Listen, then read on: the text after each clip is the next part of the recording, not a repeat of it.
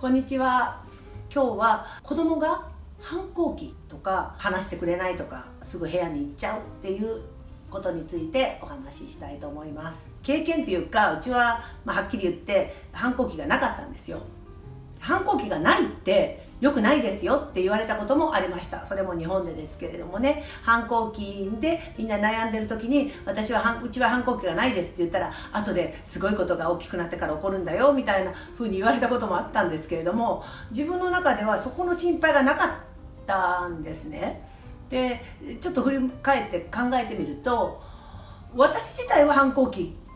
ぽいものがあったと思います。実際ね、父親にはなかったんですよ。すごく厳しかったですし、私のことをいろいろ構ってもくれるんですけれども、厳しかったので、ある程度大きくなったら父親は体が悪かったので、あまり反抗する対象にならなかったっていうか、なんかそういうのは悪いと思ってましたね。で母親にはやっぱり反抗してたんですよ。で考えるとですね、反抗ってその親に対する甘えかなと思うんですよ。私が少々反抗していろんな良くないと思ってやってるんで、そういう態度を取った時にですね、こうブンと膨れて部屋に行ったりとか文句を言ったりした時に、母親がバッて叱らないっていうか厳しくないっていうのを知ってたので、そこに甘えてたかなって思います。だからそういう自分の経験から考えて、子供が反抗期になってからいろいろするのはちょっともう遅いって言ったら遅いと思うんですよ。だから反抗して困ってる人にですね、もう遅いですよ、あなたが今まで、の親子関係が悪いからっていうのはちょっとね言えないですので、そこのところはそこのところで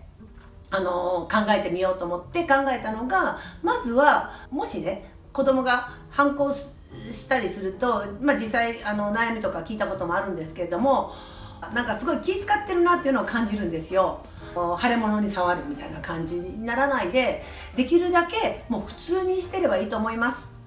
もう喋れなかったら喋れなくてもいいし、部屋に行ってれば部屋でずっといててもいいし、その時って何を言っても鬱陶しいものは鬱陶しいので、ほっといてもらった方がどっちかって言ったらちょっと心配になるんじゃないかなと思いますね。で親は親で開き直るっていうんじゃないですけど、普通にすればいいと思うんですよ。もし兄弟の方がいらしたらもう普通にやってればいいと思うんですね。楽しく話すんだったら話せればいいと思いますから、あんまり気使ってね、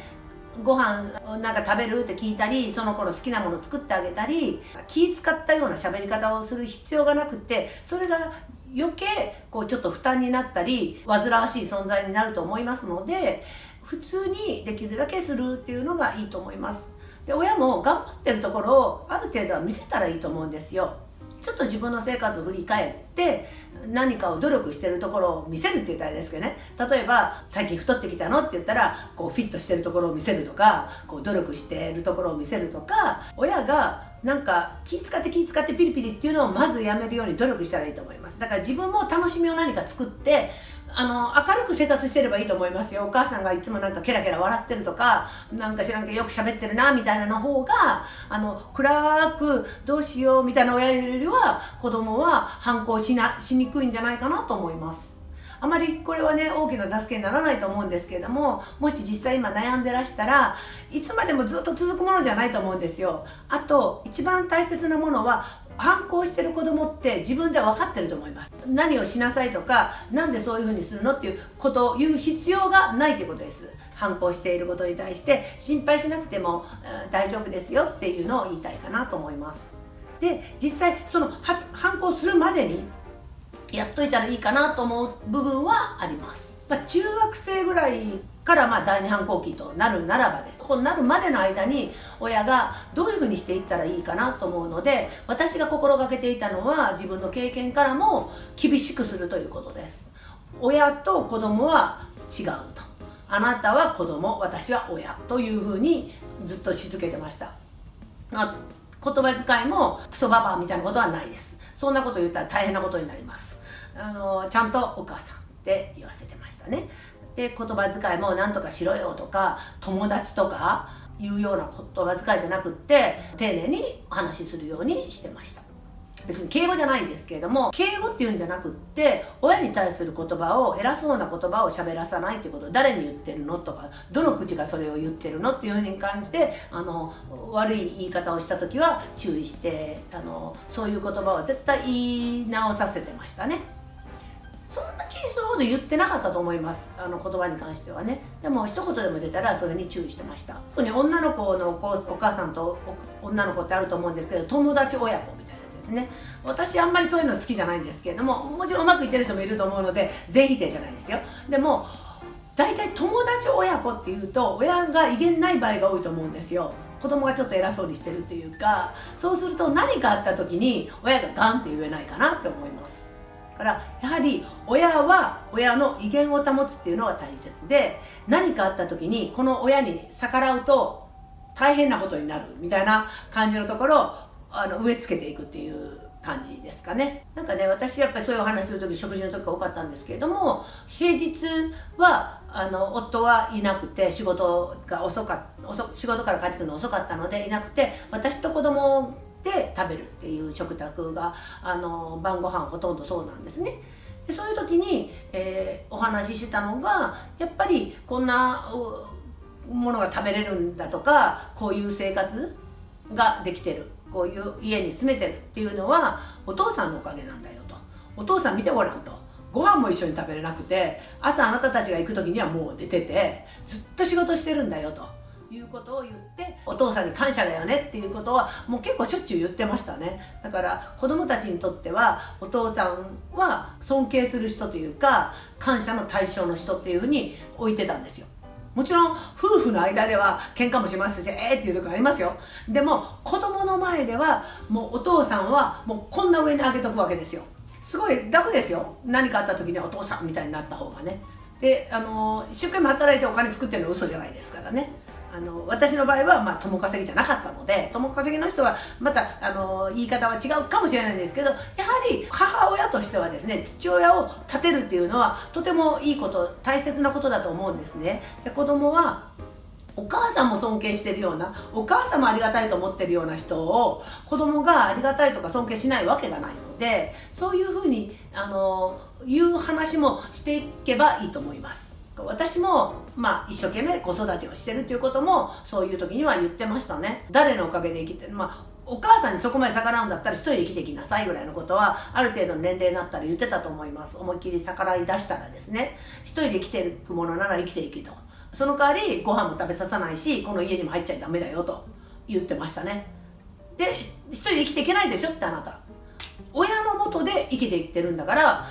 こっちが言うことを聞くのは当然だと割とガンって言ってた時もありますね。それでバンって返す子もいるかもしれないですけど、返せないぐらい、今ねカメラの前だからちょっと優しく言ってるかもしれないですけど、もっと厳しくガンって言ってましたね。思いっきりガーンっていくと子供返せないと思います。真剣さが通じると思います。だからそれはもう心の底から真剣に、それぐらいあなたたちはお母さん親の元でいるんだから、そういう気持ちは忘れないでねと。逆らうにも程がありますみたいな感じだから、親にだってお母さんもなんとかじゃないみたいな言い方するとしますよね。そしたらごめんなさい、お母さんも悪かったわとか、昨日お母さん悪かったわねって親も正直で謝ったらいいって思ってる人もいるじゃないですか。私絶対謝らなかったですからね。間違ってでも謝ったら終わりだぐらいに思ってました。いいか悪いか分かんないですよ。だからこれも一つの意見と、一つの参考意見として聞いてくださいね。私たちの親子の間では、子供が何かして言ったじゃないって言ったら、私はそういうことを言うのならばこういうふうに言いますよっていう感じで、なんとか正当性に持っていってですね、ほとんど実際子供が間違ってるわけですから、それは理論でガーって言ってましたね。だからそういうふうに言うんじゃないという感じで、お母さんは間違っていません。あなたが間違ってるとも言わないですよ。でもお母さんだから違うじゃないってなんか言われたり、自分でちょっと反省する分があっても反省はしますよ。でも子供の前でごめんなさいって言って反省する必要はないと思うんですよ。そうすると子供って調子に乗ってでもねお母さんねって、お母さんがねってみたいになると大変じゃないですか。威厳なくなってくるじゃないですか。だから威厳を保つためにも私は謝らなくていいと思うんですね。だから謝るほどすっごいひどいことをしたら別ですけど、私はそこまで私たち親ってね、そんなに子供にひどいことしないと思うんですよ。だから勢い余ってやって、もし勢い余って私が何かバーンって言ったりやっちゃったとしますよね。でもお母さんも人間なんだから、コンピューター機械じゃないんだから、感情というものがあるから、そういう起伏があるっていうことも分かりなさいぐらい、ちょっと無理やりですけど、それぐらい言うぐらい、私は感情であってもお母さんが間違ってるからごめんなさいみたいなことは言わなかったです。で実際ね、それで反抗期もなかったわけですから、これで良かったかなって思ってるんですよ。厳しいっていうのはすごく良かったかなと思ってるんですね。私は反抗期だと感じるかどうかだとも思ってるんですよ。多分うちの子が私に対してやった態度を、うちの子は反抗期なんですって言う親もいるかもしれないですけど、私が反抗期って感じてないので反抗期じゃなかった。じゃあ子供に「あなたは反抗期ありましたか?」って言ったら、やっぱりなかったって言うんですよね。でどうして反抗しなかったのって言ったら、反抗できるような親じゃなかったですって言ってたのを聞いて、でしょって思いました。反抗なんかしたらあんた生きていけないよぐらいの感じで対応してたと思いますので、そこのところをね、いつも厳しいんじゃなくて、褒めるところは人3倍ぐらい褒めて、あんまり強制的なことも言わずやってれば、厳しいだけじゃダメですけど、その厳しさっていうのが虐待みたいなのじゃなくって、愛情を持った厳しさだったらその時は通じないかもしれないですけど、後で絶対通じると思うんですね。だから自分が自分の親に対して考えた考え方もちょっと思い出したりしながら、自分が今子供の反抗期に向き合ってたりする場合、または反抗期になると嫌だなと思ってるお母さんは、そういうふうにね、立場をちゃんと知ってて、あんまり考え方とか言ってることをぶれないでガンと言って、自信を持ってガンと言っていいと思います。あんまり子供に気遣いすぎなくていいと思います。